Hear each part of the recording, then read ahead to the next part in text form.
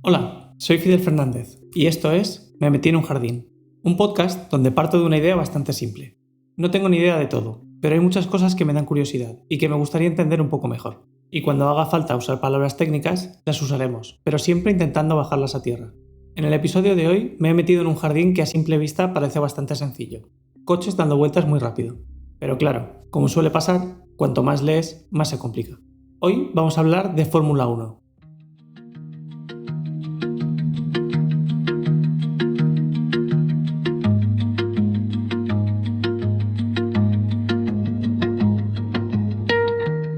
Y la pregunta de fondo es esta.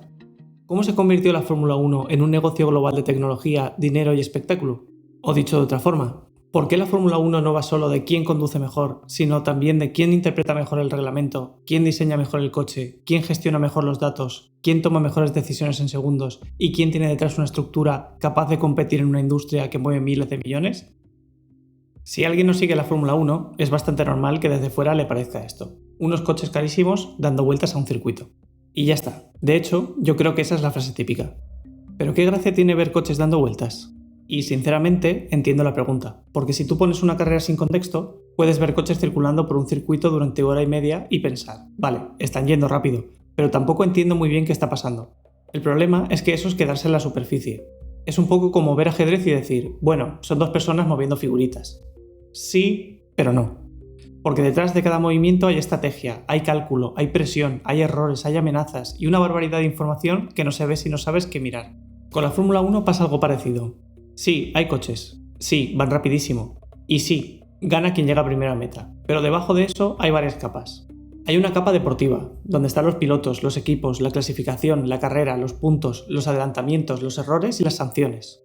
Hay una capa técnica, donde cuenta la aerodinámica, los motores híbridos, los neumáticos, los simuladores, los datos, los reglajes y la gestión de energía. Y luego hay una capa económica y política, donde están los derechos de televisión, los patrocinadores, los promotores de grandes premios, los límites presupuestarios, acuerdos comerciales, intereses de equipos y cambios de reglamento. Y cuando juntas todo eso, la Fórmula 1 deja de ser coches dando vueltas y se convierte en una especie de partida de ajedrez a 300 km por hora. Con ruido, con marketing, con millones y con una presión inmensa. Además, este episodio llega en un momento muy interesante, porque la Fórmula 1 está en pleno cambio. No estamos hablando solo de un deporte con historia, estamos hablando de una competición que está cambiando justo ahora. Para poner una referencia reciente, este 7 de junio de 2026, Kimi Antonelli, con 19 años, ganó el Gran Premio de Mónaco y sumó su quinta victoria consecutiva de la temporada. Mónaco no es una carrera cualquiera. Mónaco es ese circuito estrechísimo, histórico, glamuroso, incómodo, casi imposible para adelantar, donde muchas veces la clasificación importa más que la propia carrera. Y que un piloto gane allí, y encima encadene 5 victorias, no es solo una anécdota deportiva. Porque cuando alguien domina en Fórmula 1, la pregunta no es solo ¿es muy bueno el piloto? La pregunta buena es ¿qué coche tiene? ¿Qué equipo hay detrás? ¿Qué ha interpretado mejor ese equipo? ¿Qué normativa ha favorecido unas soluciones y no otras? ¿Qué estrategia han usado? ¿Qué datos han leído mejor? ¿Qué errores han cometido los demás? Y sobre todo, ¿por qué en la Fórmula 1 una ventaja de 2 décimas por vuelta puede parecer pequeña, pero puede terminar decidiendo un campeonato entero? Vamos a empezar por lo básico. La Fórmula 1 es el campeonato mundial de monoplazas de mayor nivel organizado bajo el paraguas de la FIA. La FIA es la Federación Internacional del Automóvil y básicamente es el árbitro de la Fórmula 1. Decide las reglas, comprueba que los equipos las cumplan y aplica sanciones cuando no lo hacen. Y aquí aparece una primera palabra que conviene entender. Fórmula. La palabra fórmula no se dice porque sí. Significa conjunto de reglas. La Fórmula 1 es una competición en la que todos compiten siguiendo una fórmula, un reglamento técnico, deportivo y financiero. Y esto es fundamental, porque la Fórmula 1 no es que cada uno trae el coche que quiera y a ver quién gana. No, es cada equipo diseñó el mejor coche posible dentro de unas reglas extremadamente concretas. Y ahí está gran parte de la gracia. La FIA marca muchas de esas reglas. Fórmula 1, como organización comercial, explota el campeonato. Derechos audiovisuales, calendario, promotores, patrocinadores y la marca global, entre otros. Y luego están los equipos, que diseñan, desarrollan y operan sus coches. Cada equipo tiene 2 pilotos, y con eso se disputan 2 campeonatos a la vez. Por un lado, el Mundial de Pilotos, y por otro, el Mundial de Constructores. El de pilotos es el que suele llevarse más atención mediática, porque la gente se engancha a los nombres. Hamilton, Verstappen, Alonso, Leclerc, Norris, Sainz, Antonelli, Piastri. Pero el Mundial de Constructores es clave, porque ahí compiten los equipos como fabricantes o constructores del coche. Y eso significa que en Fórmula 1 no solo gana una persona, gana una estructura, gana una fábrica, gana un departamento de aerodinámica, gana una estrategia, gana una cultura de equipo, ganan o pierden cientos, incluso miles de decisiones acumuladas. Por eso, aunque el piloto sea la cara visible, la Fórmula 1 es profundamente un deporte de equipo. Y esto se ve muy bien en una parada de boxes. Cambiar 4 neumáticos en menos de 3 segundos no lo hace un piloto.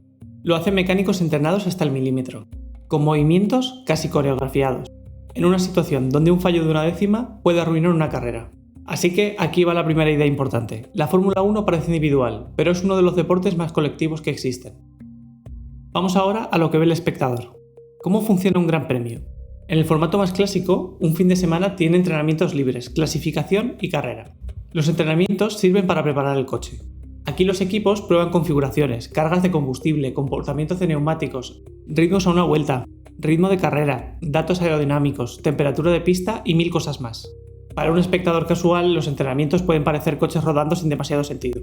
Pero para los equipos son oro puro, porque ahí recogen información, y en la Fórmula 1 la información es rendimiento. Luego viene la clasificación, donde se decide en qué posición sale cada coche en la carrera. Normalmente se divide en 3 partes, Q1, Q2 y Q3. En Q1 salen todos. Los más lentos quedan eliminados. En Q2 se vuelve a filtrar. Y en Q3 quedan los más rápidos luchando por la pole position. La pole es salir primero. Y salir primero importa muchísimo, especialmente en circuitos donde adelantar es difícil, como en Mónaco. Ahí se reparten los puntos principales.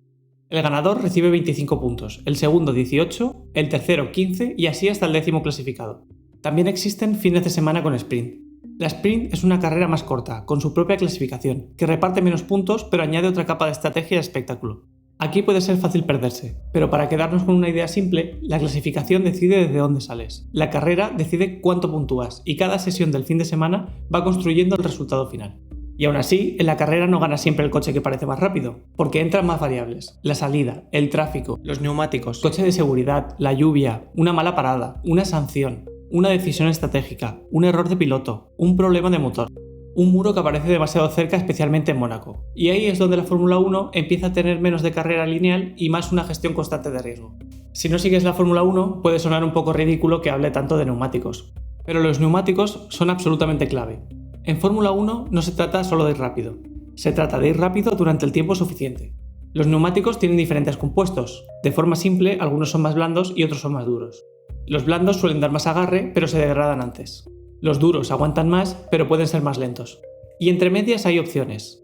Entonces un equipo no decide simplemente, vamos a poner ruedas y ya está. Decide cuándo parar, qué compuesto usar, cuánto alargar una tanda, si merece la pena quedarse fuera y esperar un coche de seguridad, si el piloto puede cuidar neumáticos sin perder demasiado ritmo. Y aquí aparecen 2 palabras típicas, undercut y overcut. El undercut es parar antes que tu rival, poner neumáticos nuevos, hacer una vuelta muy rápida y salir por delante cuando el otro pare. El overcut es lo contrario, quedarte más tiempo en pista y tratar de ganar tiempo con aire limpio y con una estrategia distinta. Dicho así parece facilísimo, pero en carrera hay tráfico, temperaturas, degradación, boxes, errores humanos y un muro con ingenieros calculando escenarios en tiempo real. Y eso conecta con otra idea importante, el muro también corre. El muro es el equipo de estrategia e ingeniería que toma decisiones durante la carrera. ¿Cuándo parar? ¿Qué neumático poner? ¿Si cubrir a un rival? ¿Si arriesgar con lluvia? ¿Si hacer lo contrario al coche de delante? ¿Si entrar con safety car? ¿Si aguantar una vuelta más? Y lo difícil es que estas decisiones se toman con información incompleta. Tú no sabes si habrá coche de seguridad dentro de 3 vueltas, no sabes si el neumático va a caer de golpe, no sabes si el rival va a parar antes, no sabes si tu piloto podrá adelantar en pista. Entonces la estrategia es una mezcla de datos, probabilidad y valentía. Y a veces, después de la carrera, desde el sofá, todos somos estrategas brillantes. Pero en directo, con presión y segundos para decidir, la cosa cambia mucho. Por eso muchas carreras no se deciden en el adelantamiento espectacular. Se deciden en el momento exacto en que alguien en el muro dice «Box, box». O lo que es lo mismo, «Entra ahora». Ahora vamos a una de las partes más bonitas y más complejas, la aerodinámica. Un coche de Fórmula 1 tiene motor, sí, pero gran parte de su rendimiento viene de cómo trata el aire. Y esto, dicho de forma muy simple, va de 2 cosas, generar apoyo y reducir resistencia. El apoyo aerodinámico es lo que ayuda al coche a pegarse al suelo. Cuanto más apoyo, más rápido puedes pasar por curva. Pero generar apoyo suele tener un coste, más resistencia al avance. Es decir, el coche se agarra más, pero también le cuesta más avanzar en recta. Entonces el reto es encontrar un equilibrio. Necesitas apoyo en curvas, necesitas velocidad en recta, necesitas que el coche sea estable. Necesitas que los neumáticos trabajen en la temperatura correcta. Necesitas que el piloto confíe en el coche. Y todo eso cambia según el circuito. No es lo mismo Mónaco, con curvas lentas y muros cerca, que Monza, donde importa muchísimo la velocidad punta. Por eso los coches no son exactamente iguales en cada carrera. El equipo adapta el paquete aerodinámico, ajusta alerones, configura suspensiones, toca mapas de energía, busca que el coche entre en su ventana ideal. Y aquí aparece una frase muy de Fórmula 1. El coche está en ventana. Significa que el coche está funcionando en el rango correcto. Temperaturas correctas, neumáticos correctos, carga correcta, equilibrio correcto. Cuando está fuera de ventana puede parecer que el piloto de repente se ha vuelto malo. Pero muchas veces no es eso, es que el coche no está en su zona óptima.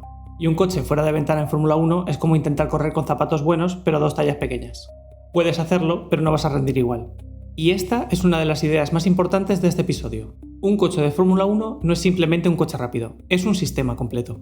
Motor, batería, aerodinámica, neumáticos, frenos, suspensión, software, sensores, piloto, estrategia, simulador, datos. Todo está conectado. Si cambias una cosa, afectas la otra. Más carga aerodinámica puede mejorar las curvas, pero perjudicar la recta. Un neumático puede ir bien a una vuelta, pero caer demasiado en carrera. Una parada antes puede darte aire limpio, pero dejarte vendido al final. No es pon más motor, no es pon más alerón, ni tampoco es que el piloto apriete más. Es una optimización constante. Y además con rivales que están haciendo lo mismo. Y aquí llegamos a una de las grandes razones por las que este episodio tiene sentido ahora. La Fórmula 1 está entrando en una nueva era reglamentaria. En 2026 cambian muchas cosas. No es un pequeño ajuste, es un reinicio importante. Los coches pasan a ser más compactos, más ligeros, con menos resistencia, con aerodinámica activa, con más peso de la parte eléctrica de la unidad de potencia y con combustibles sostenibles avanzados. Vamos por partes. Primero, la aerodinámica activa.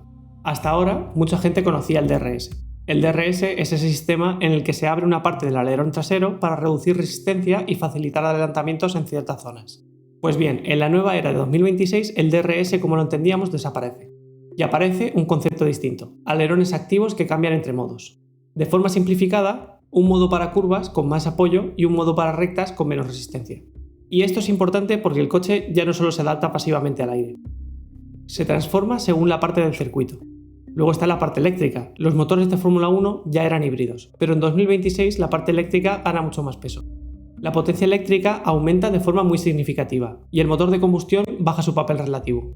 Y desaparece el MGUH, una de esas piezas que eran tecnológicamente fascinantes pero complicadas y caras. No voy a entrar demasiado en siglas porque nos podemos perder, pero la idea simple es: la Fórmula 1 de 2026 está siendo y será mucho más híbrida, mucho más dependiente de la gestión de energía y mucho más sensible a cómo se despliega esa energía durante la vuelta. Y eso va a afectar a pilotos y equipos, porque no bastará con tener un coche rápido. Habrá que gestionar cuándo usar la energía, cómo recuperarla, cómo atacar, cómo defender y cómo hacerlo sin quedarse vendido en otra parte del circuito. La Fórmula 1 siempre ha sido técnica, pero 2026 puede hacerla todavía más estratégica. Y eso abre una oportunidad clásica en este deporte. Cuando cambia el reglamento, se resetea parte del tablero. Y el equipo que interpreta mejor las nuevas reglas puede pasar de estar en mitad de la parrilla a convertirse en referencia. O al revés, un equipo dominante puede equivocarse en el concepto y perder ventaja. Por eso, los cambios de reglamento en Fórmula 1 son tan importantes. No son burocracia, sino que son el guión invisible del campeonato.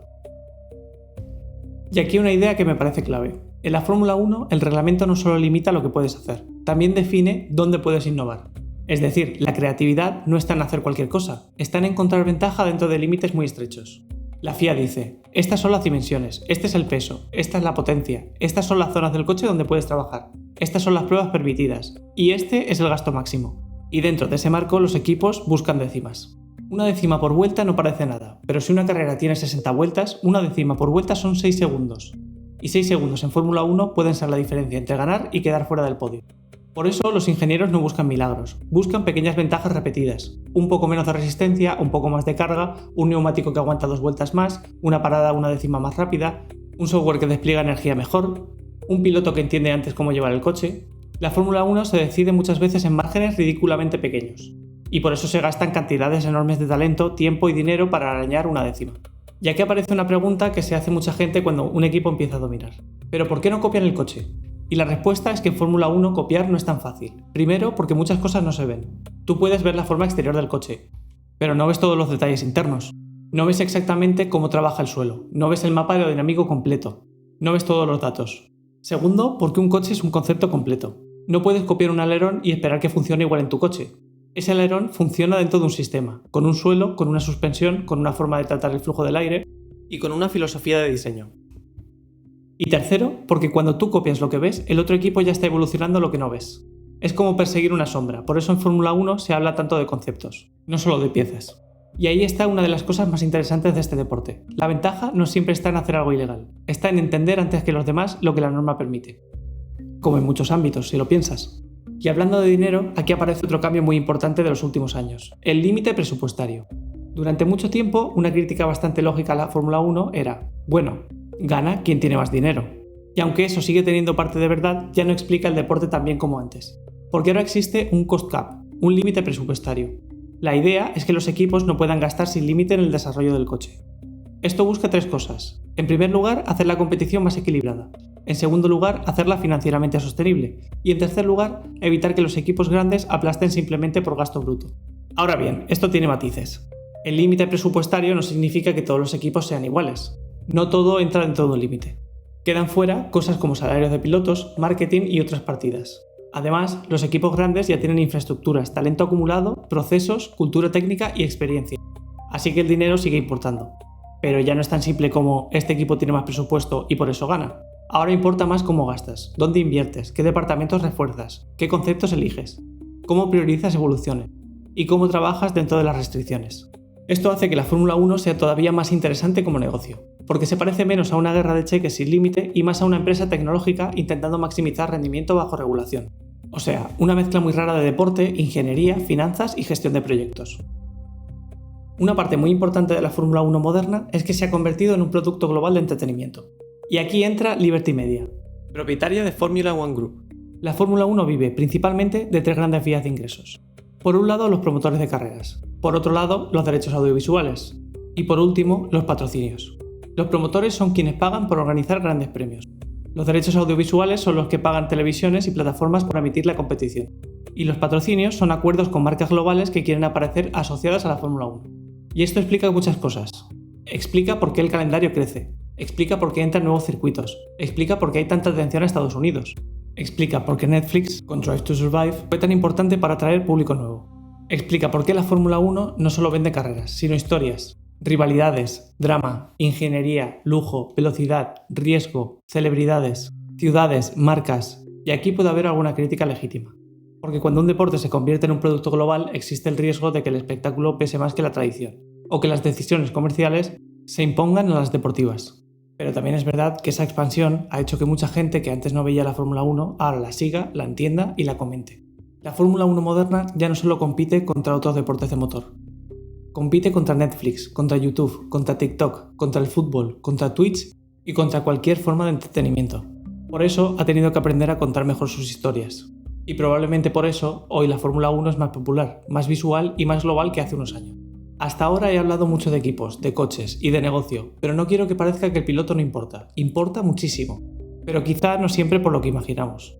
Un piloto de Fórmula 1 no solo conduce rápido, tiene que gestionar neumáticos, tiene que gestionar energía, tiene que entender el coche, tiene que dar feedback preciso, también tiene que atacar y tiene que defender. Y tiene que leer la carrera, tiene que cumplir instrucciones, tiene que tomar decisiones en milésimas. Y hacerlo con fuerzas brutales en el cuerpo, calor, presión mental y una exposición mediática enorme. Además, el piloto es parte del desarrollo. Cuando se baja del coche y dice, me falta confianza en entrada de curva, o el eje trasero se mueve en tracción, o el coche no responde bien con viento lateral. Eso no son quejas sueltas, es información. Y esa información ayuda al equipo a encontrar rendimiento. Un piloto rápido es fundamental, pero un piloto que además entiende el coche, comunica bien y ayuda a desarrollarlo es oro. Por eso algunos pilotos tienen fama de ser grandes constructores de proyectos, porque no solo sacan tiempo por vuelta, sino que también ayudan a orientar al equipo. Si alguien escucha esto y nunca ha visto una carrera, yo le diría que mire 5 cosas. Primera, la salida. La salida es caos controlado, todos los coches juntos, neumáticos fríos, poco espacio y mucha tensión. La segunda, los neumáticos. Fíjate quién ha parado, quién no, qué compuesto lleva cada uno y cuántas vueltas tienen esas ruedas. Tercera, las diferencias de tiempo. En Fórmula 1 no basta con mirar posiciones, hay que mirar la distancia con el coche de delante y el de detrás. A veces una carrera se está decidiendo por si alguien entra en ventana de parada o no. Cuarta, las radios. Las radios entre pilotos y equipo te enseñan muchísimo sobre presión, estrategia y estado del coche. Quinta, el contexto. ¿Qué equipo está en buena forma? quién trae mejoras, qué circuito favorece a qué coche, quién está luchando por campeonato y quién por sobrevivir en el equipo. Cuando miras esas 5 cosas, la carrera cambia totalmente. Deja de ser van dando vueltas y empieza a ser, vale, aquí están pasando muchas cosas a la vez. Llegados a este punto, podemos ordenar un poco. ¿Qué es lo que sabemos? Pues sabemos que la Fórmula 1 es un deporte de pilotos, pero también de equipos. Sabemos que el reglamento técnico define gran parte de la competitividad. Sabemos que la aerodinámica, los neumáticos y la gestión de energía son claves. Sabemos que el límite presupuestario ha cambiado cómo se compite. Sabemos que Liberty Media ha convertido la Fórmula 1 en un producto global de entretenimiento. Sabemos que este 2026 supone una nueva era, coches más ligeros y compactos, más electrificación, aerodinámica activa y combustibles sostenibles. Y sabemos que cuando cambia el reglamento, cambia el tablero. ¿Qué es lo que no sabemos? No sabemos qué equipo interpretará mejor las nuevas normas a medio plazo. No sabemos si la aerodinámica activa mejorará realmente las carreras o generará nuevos problemas. No sabemos si el nuevo sistema de adelantamiento será más natural o simplemente otro artificio. No sabemos cómo se adaptarán todos los pilotos a coches más dependientes de la gestión de energía. Y no sabemos si el crecimiento comercial de la Fórmula 1 mantendrá el equilibrio entre deporte y espectáculo. Y aquí está la parte que más me interesa. La Fórmula 1 es tan fascinante porque vive en tensión. Tradición contra negocio. Piloto contra máquina. Ingeniería contra reglamento. Espectáculo contra pureza deportiva. Innovación contra restricciones. Y cada temporada es una respuesta provisional a esa tensión. Así que, si volvemos a la pregunta inicial, ¿qué es realmente la Fórmula 1? La respuesta simple sería un campeonato de coches monoplaza donde gana quien llega antes. Pero esa respuesta se queda muy corta. Porque la Fórmula 1 es un deporte donde el piloto importa muchísimo, pero nunca corre solo. Es una competición tecnológica donde el aire, los neumáticos, la energía y los datos pueden decidir tanto como una frenada. Es un negocio global que vive de circuitos, de televisiones, de patrocinadores y de relato. Es una industria hiperregulada donde el reglamento no limita la creatividad, la obliga a ser más precisa. Y es un espectáculo donde una décima, una parada o una decisión tomada en 3 segundos pueden cambiarlo todo. Por eso creo que la frase coches dando vueltas es bastante injusta. La Fórmula 1 son coches dando vueltas, sí, pero como hemos dicho al principio, también es una partida de ajedrez a 300 km/h. Y cuando entiendes un poco más todo lo que pasa por debajo, es bastante difícil no mirarla con otros ojos. Y hasta aquí este episodio de Me metí en un jardín. Hoy me he metido en el jardín de la Fórmula 1, y creo que salgo con una idea bastante clara. La Fórmula 1 no va solo de velocidad, va de talento, pero también va de ingeniería, de estrategia, de reglamento, de dinero, de datos, de política y de espectáculo. Y quizá por eso engancha tanto. Porque en cada carrera parece que solo vemos coches, pero en realidad estamos viendo equipos enteros intentando resolver un problema imposible en directo. Cómo ser más rápido que los demás dentro de unas reglas que no paran de cambiar. Si este episodio te ha dejado con una idea más clara y 2 preguntas nuevas, creo que vamos bien. Nos escuchamos en el próximo jardín.